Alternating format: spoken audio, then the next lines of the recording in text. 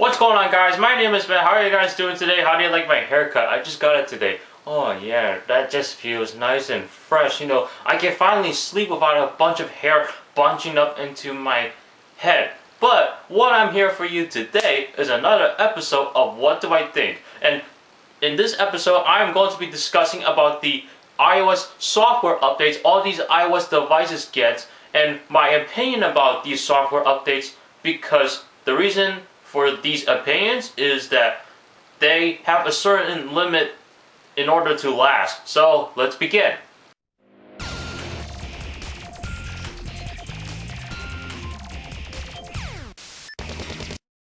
Alright, so for those of you that don't know what I'm talking about, it's basically where you can update your iOS device. So that's basically what it is. So when you get your new device, your new iOS device for the first time, you're like, wow, this device is so amazing. And that's due to the fact that it's running the stock operating system that it was installed on. Meaning, okay, the iPhone 4, for example, when it was shipped, it came pre-installed with iOS 4.0, and it was amazing, and it was a much better experience than the iPhone 3GS. Now, here's the thing. There's going to be a time where these devices will actually stop with the updates and will actually lag and slow down a little bit. Oh, believe me, I know, because I'm on the iPhone 3G right here. This was actually shipped with iPhone OS 2.0, and then I got the 3.0 software update, and now it's running 4.2.1. And let me tell you something, this thing is very slow. Not only that, it is so laggy, and plus the battery life has been killed a lot more. And it got even worse when I jailbroke it. Which gets me thinking, scratching my head. Oh yeah, that feels nice. Oh, I love scratching my head. Stop stalking me. I'm pretty sure Apple tested these devices with these software updates, but the thing that scratches my head, I'm not going to do that again, it was like, why would they push out a software update for a certain device if they know the thing is going to go even bad? Go even bad. I should have said it will be a lot worse than ever.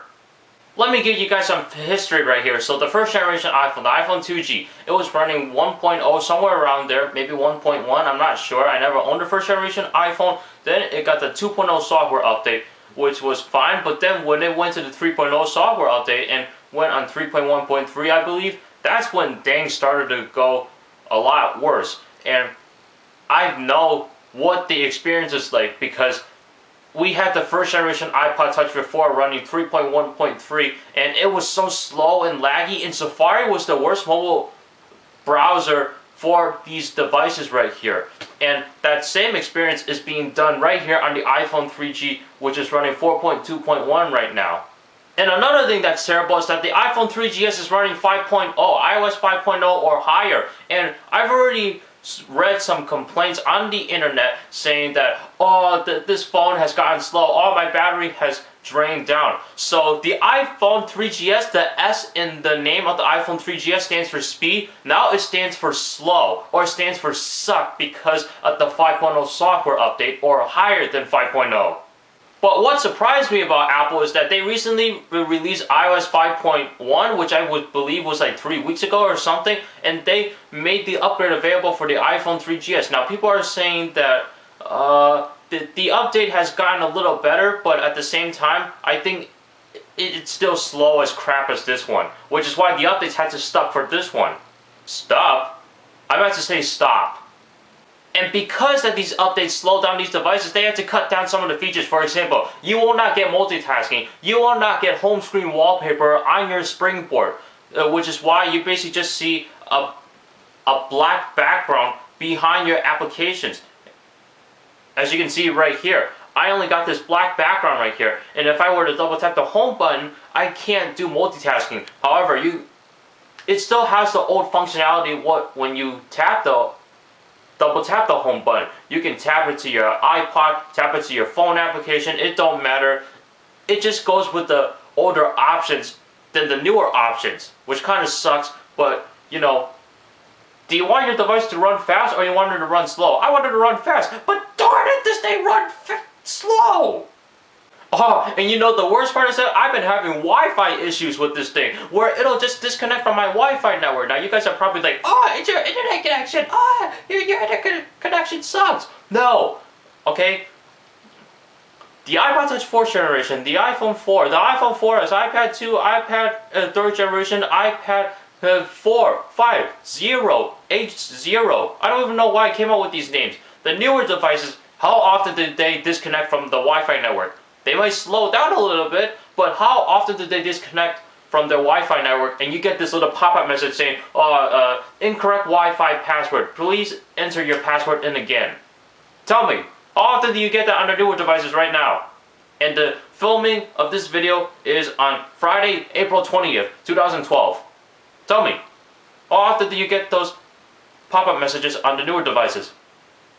Which I should mention, that was all the same experience that I have experienced on the first generation iPod Touch when I was using it on 3.1.3. Did I just mention the iPhone 3GS that 5.0 made it slower? I'm sorry about that. The 3GS does get slowed down by the 5.0 software update, but I did not mention same thing with the iPod Touch 3rd generation as well as the iPad 1.